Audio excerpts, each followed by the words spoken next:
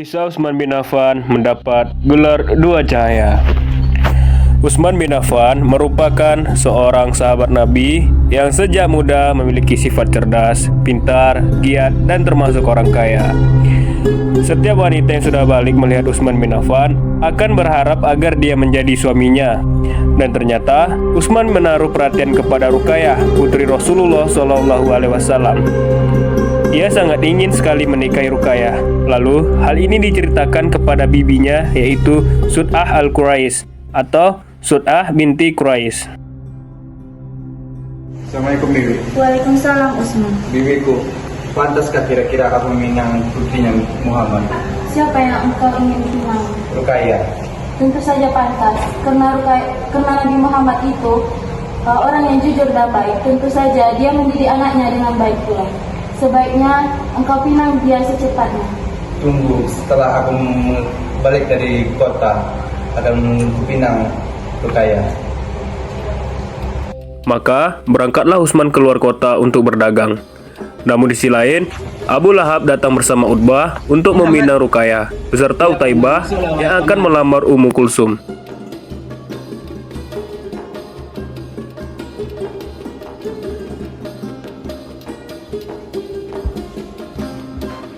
Apakah gerangan maksud kedatangan paman ke rumahku? Begini Muhammad, anakku ingin meminang anakmu Muhammad. Jadi anakku Utbah ingin meminang Ruqayyah dan Utaibah ingin meminang Ummu Kulsum. Maaf sebelumnya paman. Meskipun aku ayah mereka, namun aku tidak bisa memutuskannya sendiri. Wahai anak-anakku, keluarlah.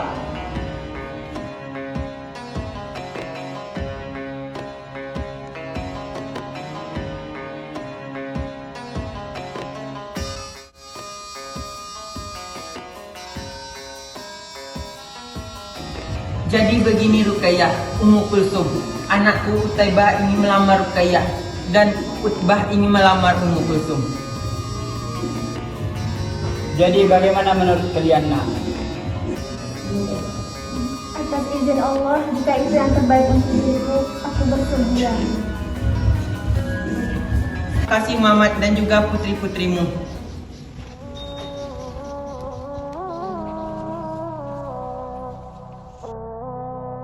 Setelah berbulan-bulan Utsman di luar kota, lalu ia pulang ke Mekah. Akan tetapi, kepulangannya disambut dengan kabar yang sangat mengecewakan. Jangan terkejut ya anakku. Ruqayyah sudah dipinang oleh Utbah bin Abi Lahab dan tunangannya diterima. Maka bersedihlah Utsman karena sudah terlambat meminang Ruqayyah. Namun kesedihannya tidak berlarut-larut lama karena ia lebih menyibukkan diri dengan dagangannya. Utsman pergi lagi keluar kota agar tidak selalu teringat kepada Ruqayyah. Pada saat itu, kedua putri Nabi dinikahi oleh kedua putra Abu Lahab secara bersamaan, yaitu Ruqayyah dinikahi oleh Utbah, sedangkan Ummu Kulsum dinikahi oleh Utaibah. Apa kabar wahai saudaraku? Baik. Apakah kau sudah tahu berita dari Mekah? Tidak, aku tidak tahu. Tanyakanlah ke bibimu. Kalau kau masih penasaran, maka tanyakan lagi kepadaku.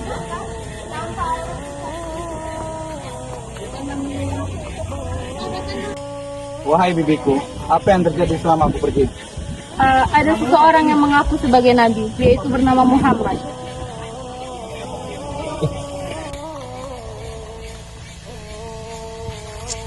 Apa kata saudara Utsman? Ya, ia mengatakan ada seseorang mengaku sebagai nabi. Wahai Utsman, akal cerdas tidak mungkin diisi oleh kejahilan. Kalau kau memiliki akal cerdas, pasti kau memilih menyembah Allah Subhanahu wa taala. Aku sebagai sahabatmu Utsman mengajakmu untuk mengucapkan dua kalimat syahadat.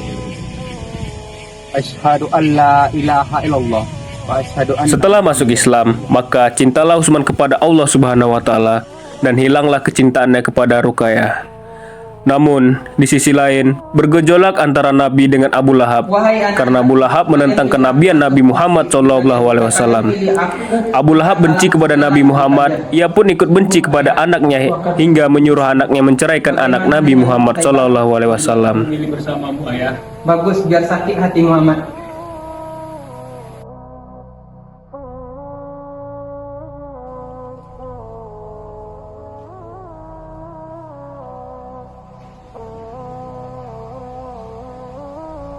Wahai Muhammad, mulai hari ini anakku menalak anakmu Muhammad. Wahai Rukayah, aku menalakmu di depan ayahmu. Mulai sekarang aku bukan suamimu lagi. Wahai Ummu Kulsum, di hadapan orang tuamu, aku menalakmu. Dan mulai hari ini juga, aku bukan suamimu Bersedihlah hati lagi. Rukayah dan Ummu Kulsum yang tiba-tiba ditalak oleh suami mereka karena pertentangan Abu Lahab dengan Nabi Muhammad SAW. Lalu orang pertama yang tersenyum mendengar berita itu ialah Sut'ah. Wahai Utsman, Lalu ia aku pergi ingin menemui Utsman memberitahumu untuk menyampaikan bahwa informasi Rukayah tersebut. sudah ditalak oleh Utbah bin Abi Lahab. Benarkah itu Bibi? Atas nama izin Allah, aku akan melamarnya setelah masa indahnya selesai. Tanya kali ini sudah karena Allah. Beberapa bulan kemudian, datanglah Utsman ke rumah Rasulullah untuk melamar Rukayah, sang pujaan hati. Lamaran Utsman pun diterima dan dilangsungkan pernikahan di hadapan Rasulullah dan para sahabat. Saya menikahkan anak kandungku Rukayah binti Muhammad. Perangkat alat sholat dibayar tunai karena Allah. Saya terima nikahnya Rukayah binti Muhammad dengan seperangkat alat sholat karena Allah Ta'ala. Akhirnya, menikahlah Utsman dengan Rukayah. Karena di Mekah pasca kenabian, keadaan kaum muslimin sungguh memprihatinkan. Pada suatu ketika, seorang wanita dari suku Quraisy datang menemui Rasulullah. Ke atas seekor keledai yang berjalan pelan. Allah Subhanahu wa Ta'ala menemani keduanya. Mereka berdua adalah pendidik Baitul Haram pertama yang hijrah di jalan Allah setelah Ibrahim dan Lut. Selama tinggal di Habasyah, mereka hidup saling mengasihi. Apalagi Rukayah jauh dari keluarganya. Namun, ia memiliki suami yang setia di sisinya.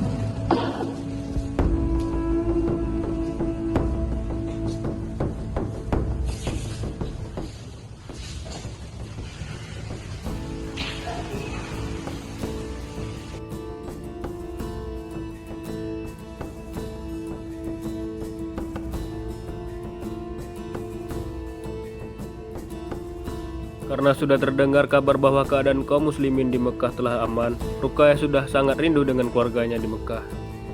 Wahai suamiku, sesungguhnya aku merindukan keluarga kita di Mekah. Bagaimana menurutmu jikalau kita pergi menjenguk mereka di sana? Baiklah, aku dengar kota Mekah sudah aman. Jadi besok kita akan berangkat, wahai istriku. Benarkah suamiku? Aku sungguh tidak sabar menanti hari esok. Terima kasih wahai suamiku. Ya, aku juga rindu kampung halamanku. Walaupun di sini terasa nyaman dan lebih aman. Ternyata, setelah mereka hijrah, penderitaan kaum muslimin semakin menyedihkan. Rasulullah telah kehilangan banyak harta untuk menolong kaum muslimin. Hal ini menyebabkan keluarga Rasulullah hidup dalam keadaan memprihatinkan. Tepat pada 10 Ramadan tahun ke-10 setelah biksah, Rukayah melihat jasad ibunya merasa terpukul.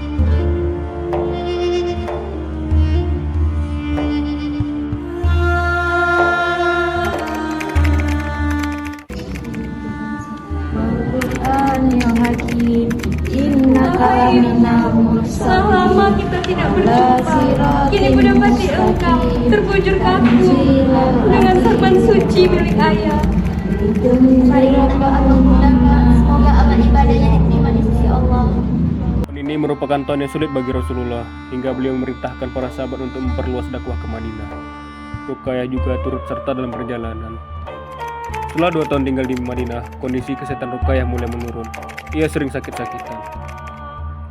Suatu malam di Madinah dipenuhi dengan seruan perang Badar.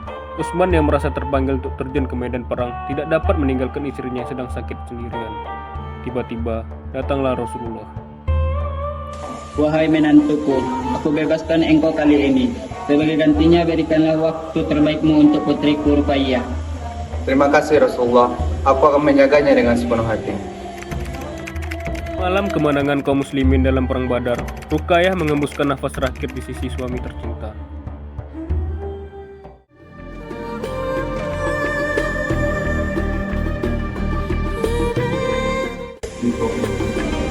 Mengapa seperti ini, Bu? Akhirnya Rukayah dimakamkan di Madinah, hingga menimbulkan kesedihan mendalam di hati Utsman. Setahun kemudian, datanglah Umar bin Khattab menemui Utsman menawarkan putrinya yang bernama Hafsah untuk dipinang. Namun, Utsman menolak tawaran tersebut dengan halus. Putriku telah kehilangan suaminya di perang Badar. Maka kau bersedia menikah dengannya? Wahai Umar, maaf, aku tidak bisa melakukannya. Tunggu, aku masih mengingat kepahangan Rukayah. Baiklah Utsman. Rasa kecewa dengan sikap Utsman, segera Umar menemui Rasulullah dengan mengadukan keluhannya. Ternyata Allah telah menempatkan takdir yang baik padanya. Bagaimana jika aku saja yang menikahi dengan putrimu, wahai sahabatku? Benarkah itu wahai Rasulullah? Tentu, aku tidak dapat menolaknya. Alhamdulillah. Kemudian Rasulullah Wahai datang menemui menantuku, Utsman bin Affan untuk menyampaikan Apakah hal yang engkau ingin tak menikah perlu. lagi? Aku punya calon istri untukmu.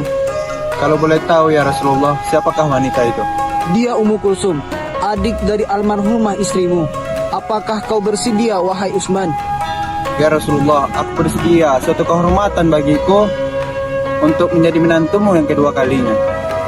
Wahai putriku Ummu Kulsum, aku mempunyai seseorang. Saat Ummu Kulsum mengenang momen-momen bersama saudari dekatnya Ruqayyah ketika masih hidup, tiba-tiba Rasulullah memanggil beliau dan menyampaikan kabar tersebut. Akad nikah akhirnya dilakukan antara Ummu Kulsum dengan Utsman bin Affan. Ummu Kulsum binti Muhammad dengan seperangkat alat sholat dibayar tunai karena Allah. Saya terima nikahnya Ummu Kulsum binti Muhammad dengan seperangkat alat sholat karena Allah. Sah. Utsman dijuluki sebagai Zunnurain sebab belum pernah ada seorang pun yang dinikahi dengan dua putri Nabi selain dirinya.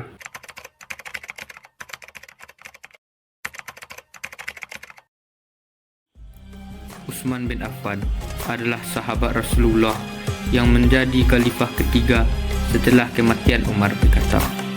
Semasa Rasulullah masih hidup, Utsman menjadi sahabat yang selalu membantu dakwah Nabi dengan apapun yang dia punya. Utsman sendiri adalah pedagang yang kaya raya. Meskipun kaya, Utsman tidak menggunakan kekayaannya untuk berlaku sombong. Ia bahkan menggunakan hartanya untuk bersedekah dan membantu umat muslim yang sedang kesulitan. Salah satu kisah kedermawaan Utsman bin Affan terjadi ketika terjadi musim kemarau. Pada waktu itu, banyak sumur-sumur di kota Madinah yang mengalami kekeringan dan hanya tersisa satu sumur milik orang Yahudi. Dia merupakan perilaku yang kikir. Ia tidak mau memberi air sumurnya kepada penduduk Madinah. Penduduk Madinah harus membeli air sumurnya dengan harga yang mahal. Demi membeli air ini, aku rela menjual kambingku. Yang penting aku pegang uang ini.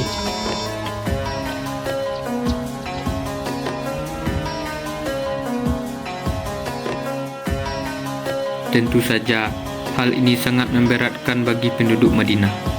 Hingga banyak di antara mereka yang melaporkan kejadian tersebut kepada Rasulullah.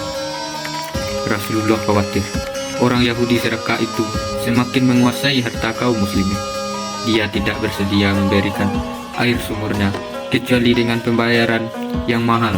Lalu Rasulullah mengadakan musyawarah. Lantas Rasulullah berkata, Wahai sahabat-sahabatku, adakah di antara kalian yang sekiranya bersedia untuk membeli sumur milik Yahudi itu, lalu menyumbangkannya kepada umat? Biar saya saja yang membelikannya, wahai Rasulullah. Utsman pun langsung melangkahkan kakinya menuju rumah si pemilik sumur. Di sana, ia bertemu dengan si Yahudi dan mendiskusikan tentang harga sumur yang akan dibeli.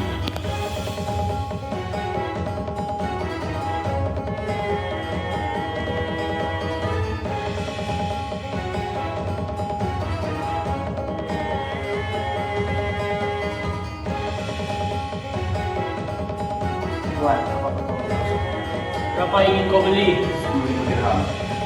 Aku bersumpah demi Taurat, aku tidak akan menjual sumur itu kecuali dengan harga 12.000 dirham. Dengan satu syarat, 1 hari untukku dan 1 hari untuk pembeli sumur. Baiklah, aku setuju, aku akan membelinya. Terima uangnya. Lalu si Yahudi meninggalkan Utsman.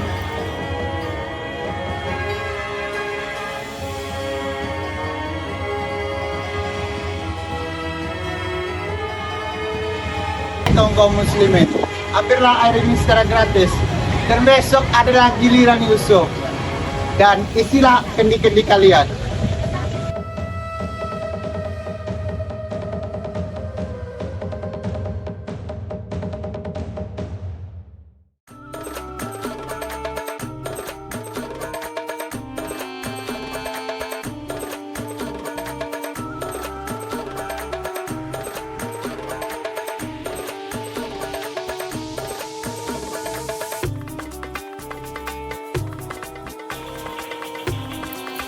pada hari di mana giliran Yahudi tidak ada yang mau membeli airnya.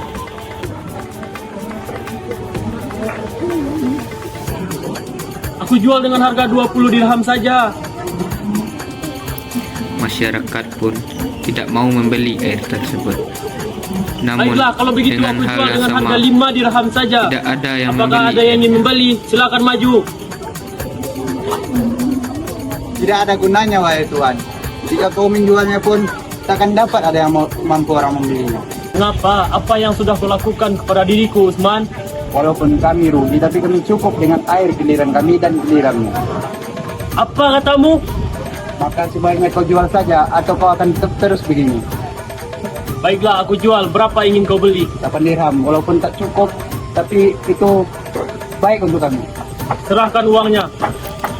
Kemudian Utsman menyerahkan uang kepada si Yahudi. Lalu si Yahudi pergi dan akhirnya semua kaum muslimin bahagia dan sumur tersebut telah resmi menjadi milik umat Islam. Hingga sampai saat sekarang ini sumur rumah masih ada sampai saat sekarang ini yang diwakafkan untuk kaum muslimin. Muhammad dan juga putranya.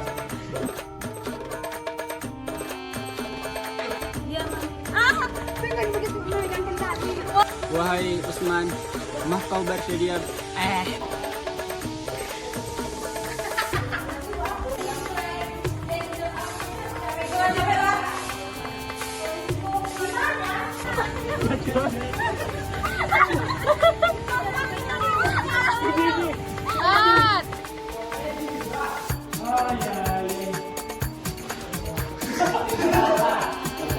Oke, assalamualaikum Rozak. Assalamualaikum. Assalamualaikum.